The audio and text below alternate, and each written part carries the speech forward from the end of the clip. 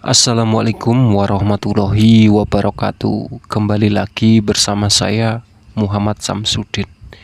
Di kesempatan kali ini saya akan menceritakan sebuah cerita setelah matinya Sumarsih. Langsung saja yuk ke ceritanya. Cerita horor dimulai.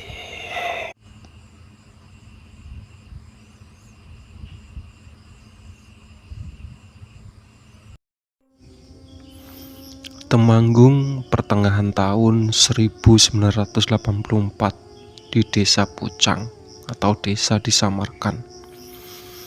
Ditemukan mayat di rumah Sumarsih, bentuknya sudah hampir tidak bisa dikenal. Sudah hampir menjadi rangka-rangka yang berbalut baju. Mungkin sudah berbulan-bulan mayat itu di situ. Warga belum bisa memastikan itu mayat siapa. Ada yang bilang itu mayat Sumarsih, tapi ada juga yang bersaksi melihat Sumarsih mondar-mandir seperti orang kebingungan di pekarangan depan rumah Sumarsih. Satu hari sebelum mayat itu ditemukan. Sedikit cerita, Sumarsih adalah seorang janda kaya, tapi semenjak anaknya meninggal 2 tahun lalu, dia menjadi depresi, tidak mulai berbicara, tidak pernah membuka jendela, dan keluar mondar-mandir di pekarangan rumahnya saat malam hari. Mayat itu masih menjadi teka-teki. Ada yang bersaksi keras itu adalah korban yang dibunuh Sumarsih. Pasalnya, tidak sedikit juga yang melihat Sumarsih sehari sebelum kejadian. Ada yang ngotot itu adalah mayat Sumarsih karena baju yang dipakainya. Semua mencoba menalar kalau mayat ini masih utuh, mungkin masuk akal kalau ini Sumarsih. Karena banyak yang melihat Sumarsih sehari sebelum kejadian, tapi mayat itu sudah hancur. Ini berbulan-bulan di sini. Yang menjadi tanda tanya lagi para warga yang melihat Sumarsih sebelum penemuan mayat. Dia melihat Sumarsih memakai pakaian yang seperti pakaian yang dipakai di mayat itu. Polisi pun datang, jenazah dibawa.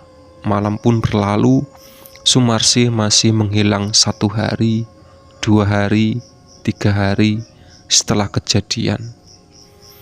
Pak Kolil melihat Sumarsih duduk di depan rumahnya. Waktu itu malam hari. Dia duduk sambil memegangi lampu minyak. Pak Kolil memanggil, "Sih, Asih." Tapi Sumarsih malah berdiri dan berjalan memasuki rumahnya. Pak Kolil langsung mengangkut ke rumah Pak RT untuk memberitahu kalau Sumarsih di rumah. Di tengah jalan Pak Kolil baru sadar kalau pakaian yang dipakai Sumarsih sama persis dengan pakaian yang dipakai mayat 3 hari lalu. Di sini Pak Kolil yang tadinya berada di kubur itu bukan mayat Sumarsih, langsung goyah. Apa itu demit ya? Batinnya. Ra mungkin. Pak Kolil menepisnya. Dia yang tadinya berjalan menuju Pak RT justru urung dan mampir ke rumah temannya, Pak Ramli. "Aku mau weruh Asih jagongan ning ngarep omah," kata Pak Kolil. Tenane," saut Pak Ramli. "Njo parani wae maneh," tantang Pak Ramli. Mereka berdua pun berjalan menuju rumah Sumarsih yang jaraknya kurang lebih 200 meter dari situ. Pak Kolil dan Pak Ramli menuju rumah Sumarsih. Benar saja, Sumarsih memang ada di situ. Dia sedang mondar-mandir di depan rumahnya. Ini aktivitas rutin sejak Sumarsih ditinggal anaknya. "Kae lho tenan, Asih ono ning omah." "Oh ki, tapi kok rada aneh ya mlakune kuwi lho." Jalannya patah-patah dan sangat cepat. Mondar-mandir. Kholil dan Ramli takut penasaran. Jarak pandang 10 meter. Asi, Marsi. Sosok Sumarsi itu berhenti dan menoleh ke arah Kholil dan Ramli. Dia senyum dan bilang, "Opo to Kang?" dan terbang masuk ke pintu menembus garis polisi. Ramli dan Kholil lari tunggang langlang. Itu sekitar jam 11 malam. Mereka lari dan kembali ke rumah Ramli. Suasana desa memang mencekam. Setelah penemuan mayat itu di dalam kamarnya, Ramli dan Kholil masih ketakutan. Mereka semakin yakin kalau mayat itu adalah Sumarsi, dan yang barusan mereka lihat adalah arwah Sumarsi. Mereka berdua memiliki untuk tidak menceritakan kepada siapa-siapa sebelum semuanya benar-benar jelas. Sekitar jam 12 malam di luar rumah terdengar ada keriuhan. Kholil dan Ramli pun keluar. Terlihat beberapa warga yang sedang heboh. Salah satunya Pak Jumadi. Dia mengaku melihat Sumarsih barusan sedang menyisir rambut di depan rumahnya. Dan ternyata ada banyak lagi warga yang melihat. Akhirnya warga memutuskan untuk mengecek bersama-sama ke rumah Sumarsih. Di sana pendapat warga masih terbelah dua. Ada yang percaya itu hantu, ada yang tetap bersikeras kalau itu benar Sumarsih yang sudah mulai gila dan membunuh orang. Sampailah warga di depan rumah Sumarsih.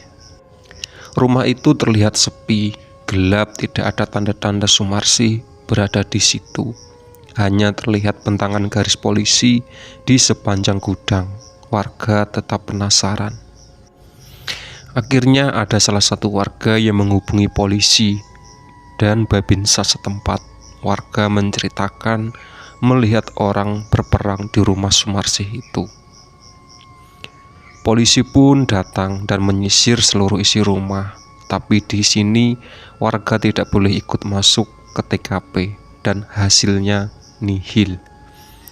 Polisi tidak menemukan siapa-siapa, bahkan ada tanda orang masuk pun tidak ada, seperti jejak kaki ataupun yang lainnya. Lalu tadi siapa?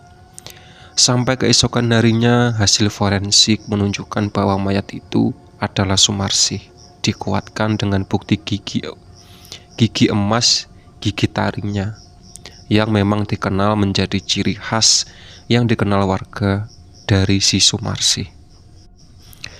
Usai itu dikuburlah Sumarsih selayaknya di perkuburan desa, di samping makam anak dan suaminya. Kasus kematian Sumarsih pun menguap begitu saja. Tahun pun berlalu. 4 tahun kemudian dibeli seseorang dan dijadikan pabrik pembuatan gula aren. Entah kenapa itu cuma bertahan 1 tahun. Setelah itu rumah Sumarsih dibiarkan saja, tak terurus. Sampai sekarang rumah itu tak terurus, ditumbuhi ilalang dan sebagian tembok bangunan ada yang roboh, terlihat bolong tak beratap. Konon sampai sekarang banyak warga sekitar yang melihat sosok Sumarsih di rumah itu. Berbaju hijau, berambut panjang, menampakkan diri, entah sedang mondar-mandir di pekarangan rumah ataupun menyisir rambut di depan rumah. Tak jarang juga tercium bau amis, terdengar suara orang nangis, bernyanyi dan tertawa, yang menurut Mana membuktikan orang yang mengenal Sumarsih semasa hidupnya itu adalah suara Sumarsih. Itulah sahabat cerita dari setelah matinya Sumarsih. Ditunggu video terbaru, oke?